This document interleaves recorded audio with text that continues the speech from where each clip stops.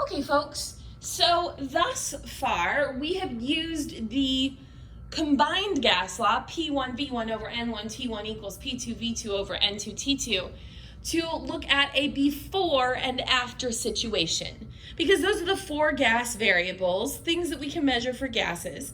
And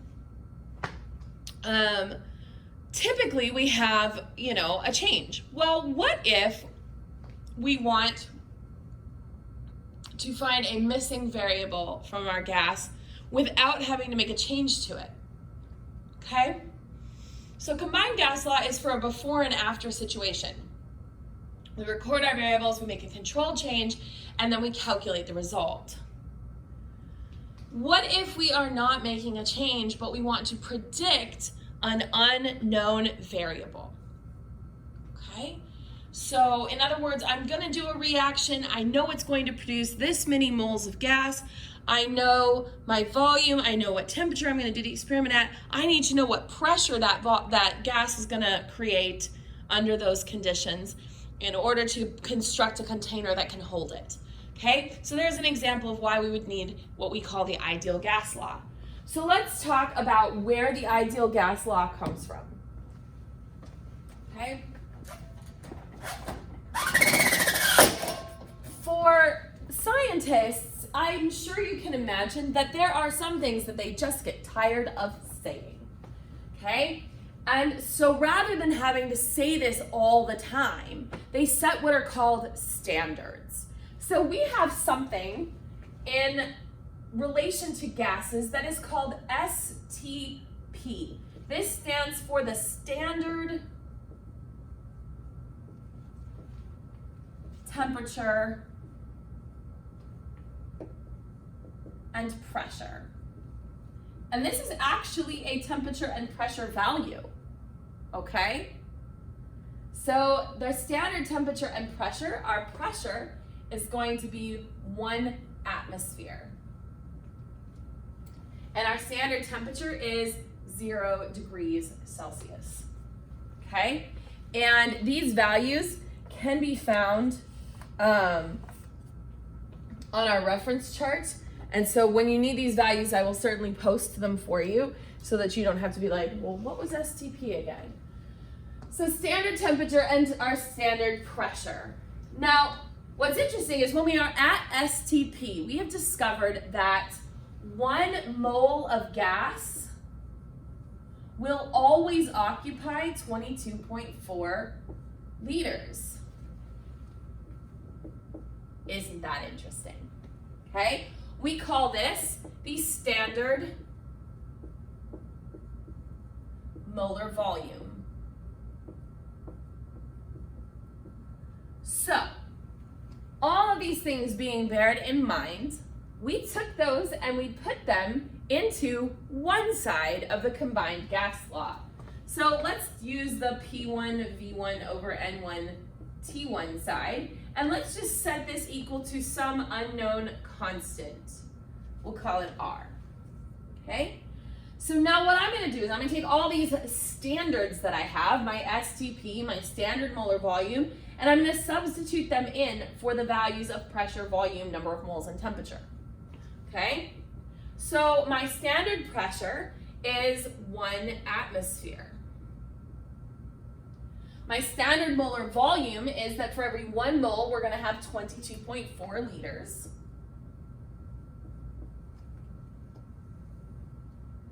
The number of moles in this case we've set at 1 mole. And our standard temperature, remember, if we're going to use this, this has to be in Kelvin.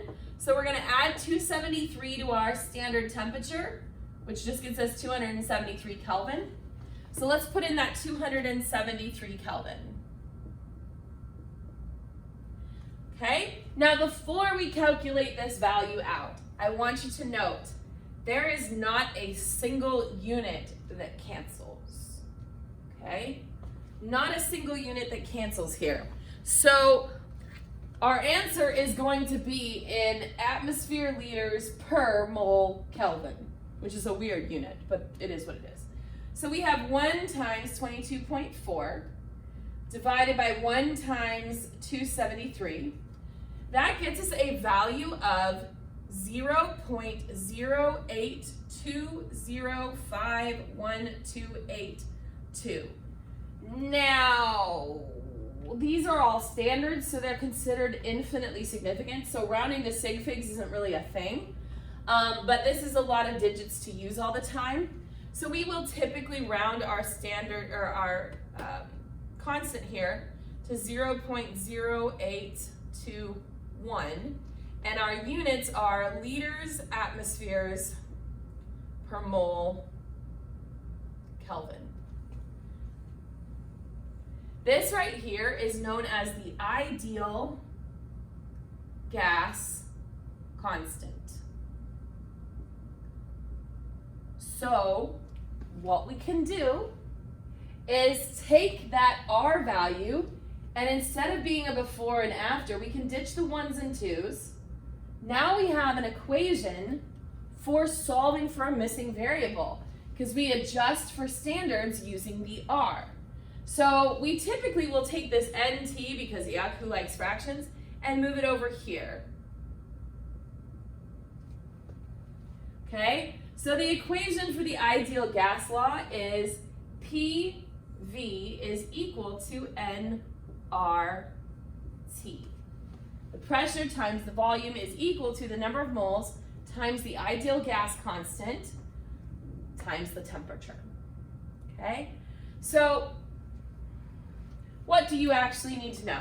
You need to know this equation here, and you need to know this ideal gas constant so that you have the value to put in for R.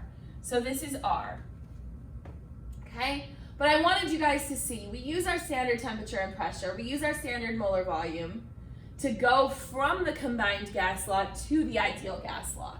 So the ideal gas law was actually derived from the combined gas law.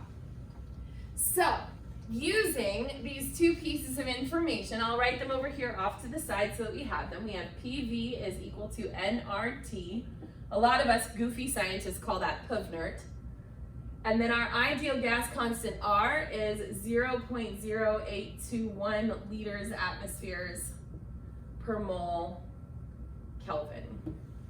Now, the problem here is that our ideal gas constant is in very specific units. It's in liters, atmospheres, moles, and Kelvin. So anytime I'm working a problem using the ideal gas law, my pressure has to be in atmospheres. My temperature has to be in Kelvin. My moles has to be in moles, and my volume has to be in liters. So if you do your problems and your initial problem is in milliliters, before you can put it into PVNRT, you're gonna have to change those milliliters to liters. So unlike with the combined gas law, it really does matter what your units are. All right, so let's look at this problem here. It says a gas in a 25.6 liter scuba tank has a temperature of 15 degrees Celsius and 3.787 moles. What is the pressure of the gas in the tank? All right, so the first thing we want to do is make a list of everything we know. We have a volume value of 25.6 liters. Then we have a temperature of 15 degrees Celsius, and we have a number of moles value given as 3.787 moles. They are asking us to find the pressure. Okay, now when I look at these values, how do I know that this is an ideal gas law problem? Well, for starters, I only have one of each variable. There's only one volume, there's only one temperature, there's only one number of moles, okay? So that tells me that is an ideal gas law problem, because anything related to combined gas law is gonna have a before and an after, so you're gonna have multiple values for pressure, volume, temperature, or number of moles, okay? So I'm gonna take my ideal gas law, PV equals nRT. We want to solve this for the pressure. Okay, so pressure is being multiplied by volume. The opposite of multiplying by volume is to divide by volume. So to find the pressure, I'm going to take the number of moles times the ideal gas constant times the temperature and divide it by the volume. Before I can do that, we got to check our units. Are we in liters, atmospheres, moles, and Kelvin? We are in liters. We are in moles. This has got to go. So we're going to add 273 to our temperature value. That's going to get us, right, 288 Kelvin. All right, so now all of my units are correct. I'm going to substitute in my measurements for my variables. So my number of moles was 3.787 moles. Remember, these are measurements, not numbers, and measurements must have a unit. The ideal gas constant, 0.0821 liters atmospheres per mole Kelvin, times our temperature, which was 288 Kelvin, divided by our volume, which was 25.6 liters. Now this is very, very important that we stop right here and make sure all of my units cancel out and that what I get as a result is an appropriate value for a pressure. Okay, so let's start with moles. Now notice in my ideal gas law constant that moles is on the bottom of that fraction, and here it is not. So this moles will cancel with moles. The same is true of this Kelvin value. Okay? Now my liters here in the ideal gas constant are on top, and they are on the bottom of this fraction, so that's going to cancel. That leaves me with atmospheres, and atmospheres is an appropriate pressure measurement. Okay? Once again, I beg you, I plead you, I implore you, put this in parentheses before you put it in your calculator. So we are going to do 3.787 times 0.0821 times 288 divided by 25.6. This is going to give me the obnoxious number of 3.497767875. Okay? To round this guy to sig figs, we have 4 sig figs. Remember, the ideal gas constant is a constant, we leave that alone. We have 3 sig figs, and we have 3 sig figs. So our answer should be in 3 sig figs. So we're going to do 1, 2, 3. The number after that is 5 or more. This 9 rounds up to a 10. Carry the 1. 4 goes up to a 5. So this is 3.50 atmospheres. Okay. Let's play again.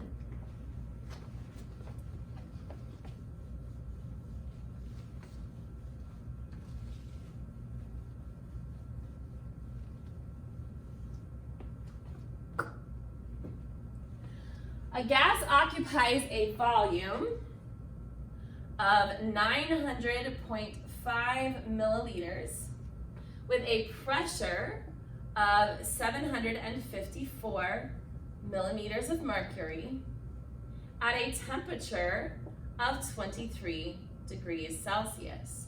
How many moles of gas are present? Okay, again, I know this is an ideal gas law problem because I have one of each variable and no second value.